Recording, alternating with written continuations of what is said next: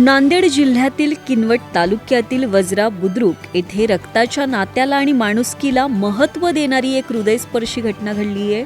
अष्टपाल पाटील यांच्या अकाली निधनानंतर त्यांचे कुटुंब उघड्यावर आले होते. मात्र धाकटा भाऊ प्रफुल्ल पाटील यांनी आपल्या वैयक्तिक सुखाचा त्याग करून भाऊजे विजया लक्ष्मी यांच्याशी विवाह करण्याचा धाडसी निर्णय घेतला. व्यवसायाने ऑटोचालक असलेल्या प्रफुल्ल यांनी भावाच्या 2 अनाथ मुलांच्या भविष्यासाठी आणि वहिनीला सन्मानाने जगता यावं यासाठी हे पाऊल उचललं. या विवाहामुळे विखुरलेले कुटुंब पुन्हा एकत्र आले असून सामाजिक जबाबदारीचे भान राखणाऱ्या प्रफुल्लच्या या निर्णयाचं संपूर्ण जिल्ह्यातून कौतुक होतंय.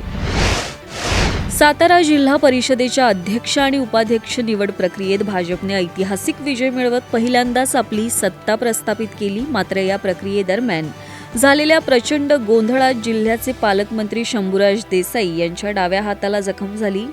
भाजप कार्यकर्त्यांकडूनच धक्काबुक्की झाल्याचा गंभीर आरोप करण्यात येतोय. यानंतर सत्ताधारी शिवसेना आणि भाजपमधील संघर्ष विकोपाला गेलाय. धक्काबुक्कीमुळे शिवसेनेचे मंत्री आणि आमदार आक्रमक झालेत. उपमुख्यमंत्री एकनाथ शिंदे यांच्या उपस्थितीत झालेल्या बैठकीत भाजपकडून दुय्यम वागणूक आणि गळचेपी होत असल्याची खदखद मंत्र्यांनी बोलून दाखवली. ही परिस्थिती न सुधारल्यास सामूहिक राजीनामे देण्याचा इशाराही त्यांनी दिलाय.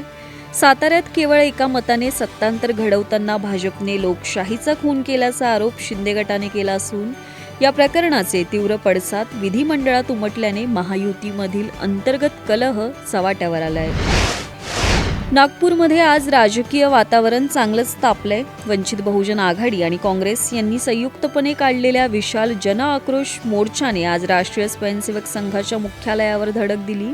एप्स्टीन फाईल्समध्ये पंतप्रधान नरेंद्र मोदींचं नाव आल्याचा खळबळजनक दावा करत आंदोलकांनी केंद्र सरकार आणि संघाच्या विचारसरणीविरुद्ध जोरदार घोषणाबाजी केली. देशाला एप्स्टीन फाईलवाला पंतप्रधान नको अशा घोषणांनी रेशीमबाग परिसर दणाणून गेला होता.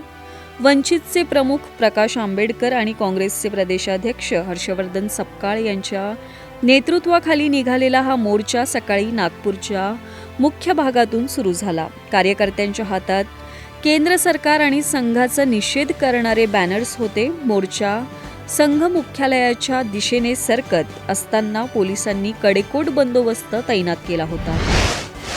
इराण युद्धामुळे उद्भवलेल्या LPG टंचाईवर मात करण्यासाठी सरकारी तेल कंपन्यांनी आता 14.2 किलोच्या घरगुती सिलेंडरमध्ये 10 किलो गॅस भरण्याची योजना आखली आहे.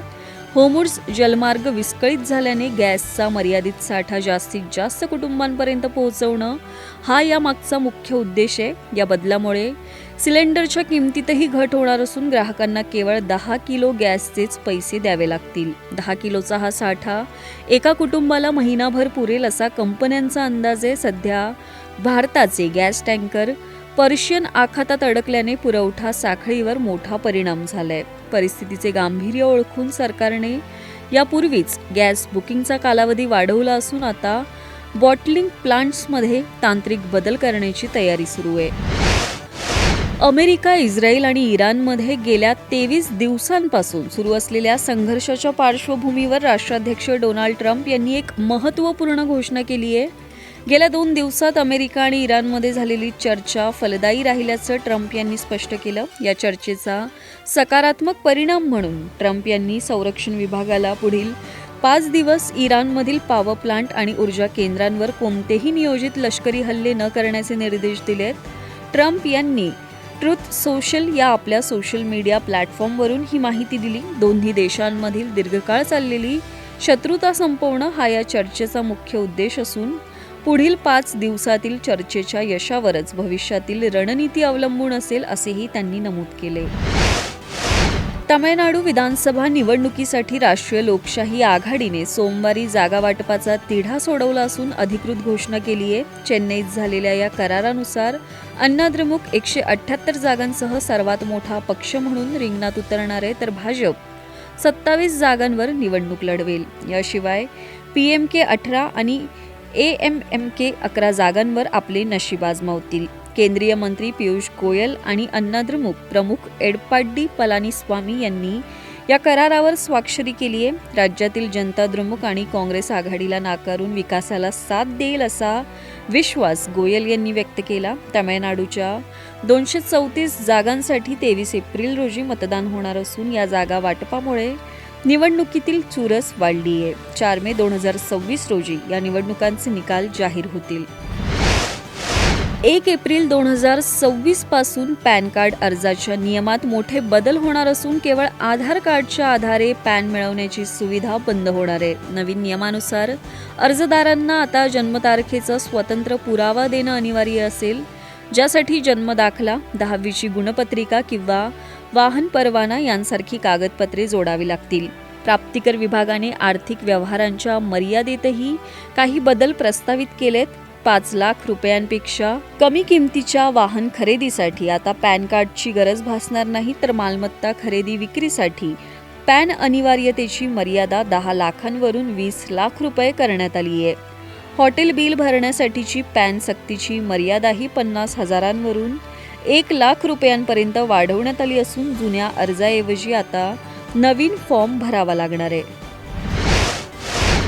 डिजिटल व्यवहारांमधील वाढती फसवणूक रोखण्यासाठी भारतीय रिझर्व्ह बँकेने 1 एप्रिल 2026 पासून ऑनलाईन पेमेंटच्या नियमात महत्त्वाचे बदल जाहीर केलेत. नवीन नियमानुसार आता सर्व ऑनलाईन ट्रान्झॅक्शनसाठी 2 फॅक्टर ऑथेंटिकेशन अनिवार्य असेल, ज्यामध्ये प्रत्येक पेमेंट 2 वेगवेगळ्या स्तरांवर पडताळले जाईल. ग्राहकांना आता पासवर्ड किंवा पिनसोबतच OTP, फिंगरप्रिंट किंवा फेस ID यांसारख्या डायनामिक सुरक्षा साधनांचा वापर करावा लागेल. विशेष म्हणजे या नियमांचे उल्लंघन होऊन फसवणूक झाल्यास त्याची सर्व जबाबदारी बँका किंवा पेमेंट कंपन्यांची असेल आणि त्यांना ग्राहकांचे पैसे परत करावे लागतील. रिस्क बेस्ड ऑथेंटिकेशनमुळे मोठ्या रकमेच्या व्यवहारांवर आता अधिक कडक पाळत ठेवली जाणार असून 1 ऑक्टोबरपासून हे नियम आंतरराष्ट्रीय व्यवहारांनाही लागू होतील. बॉलिवूड अभिनेत्री आणि खासदार कंगना रनौतने आज आपला 40वा वाढदिवस पंतप्रधान नरेंद्र मोदी यांची भेट घेऊन अत्यंत खास पद्धतीने साजरा केला. या प्रसंगी कंगनासोबत बहीण रंगोली आणि भाऊ अक्षत देखील उपस्थित होते. भेटीदरम्यान कंगनाने पंतप्रधानांना हिमाचली परंपरेची शाल भेट दिली, तर भावाने भगवान विष्णूच्या दशावताराची पितळी प्रतिमा भेट म्हणून दिली. सोशल मीडियावर या भेटीचे फोटो शेअर करत कंगनाने हा क्षण आपल्या आयुष्यातील अत्यंत प्रेरणादायी आणि संस्मरणीय असल्याचं म्हटलंय. अभिनयासोबतच राजकारणात सक्रिय असलेल्या कंगना सध्या R. माधवनसोबतच्या आगामी थ्रिलर चित्रपटामुळे चर्चेत असून या भेटीमुळे वाढदिवसाला एक वेगळंच महत्त्व प्राप्त झालंय. IPL 2026 पूर्वी मिशेल स्टार्क, पॅट कमिन्स आणि जोश हेझलवूड यांसारख्या खेळाडूंनी वर्कलोडचे कारण देत माघार घेतल्याने सुनील गावस्कर संतापलेत. काही विदेशी खेळाडू विनाकारण अनुपलब्ध राहून भारतीय फ्रँचायझींना गृहीत धरतात अशी टीका त्यांनी केली आहे. फ्रँचायझी खेळाडूंच्या कुटुंबाचाही खर्च उचलतात. हा भारतीय पाहुणचार आहे, पण त्याचा गैरफायदा घेऊ नका, असं गावस्कर यांनी सुनावलं. या भूमिकेला R. अश्विननेही पाठिंबा दिला असून पूर्णवेळ उपलब्ध नसणाऱ्या खेळाडूंच्या पगार कपातीची मागणी केली आहे.